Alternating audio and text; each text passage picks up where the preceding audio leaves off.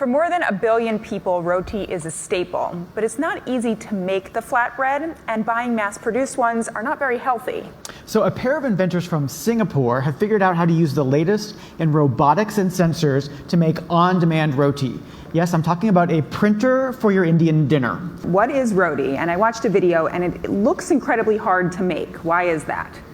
So roti is an integral part of our diets. It's like your rice or your noodle, and it's eaten for every meal, lunch and dinner. And the process of making a flatbread is quite complex. So how did you guys get the process of making a roti down to about a minute? What's the technology here? So I think at a very macro level, we make one dough ball at a time, and the machine has two sections. It does things in parallel. And there are 4 main stages of roti making that Pranati will take us through. Basically puts the flour and water into the container. It starts kneading it.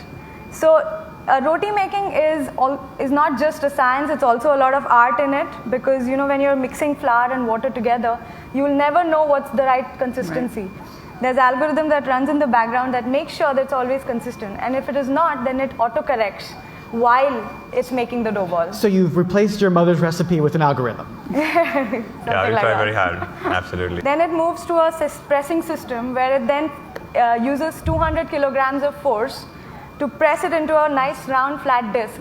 You want to make sure your finger doesn't get stuck in there. That's really, really thin. A 1.5 millimeter thickness, even pressing happens.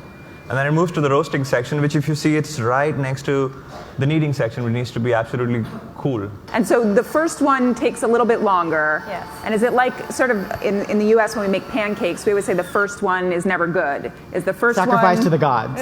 Is the first one going to be as good as the rest? According to Indian tradition, the first one is for the cow. Okay. Right. It's got 15 sensors. It has 4 heating elements, a full-blown microprocessor running, real-time computation to make all this happen. And Rotimatic itself, the product, has 300 parts. So this thing is also connected to the internet.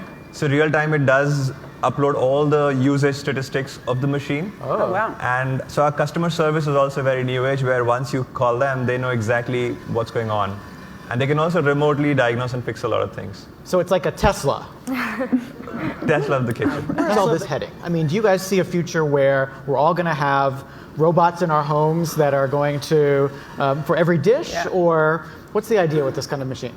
Technology has evolved enough, if you look at self-driving cars or drones, to bring that automation in a small way in the kitchen, where you have a group of devices which are working together to give you a meal. This is going to extend itself to other kinds of flatbreads in the near future, thin crust pizzas as well. You're talking to Americans now. Okay.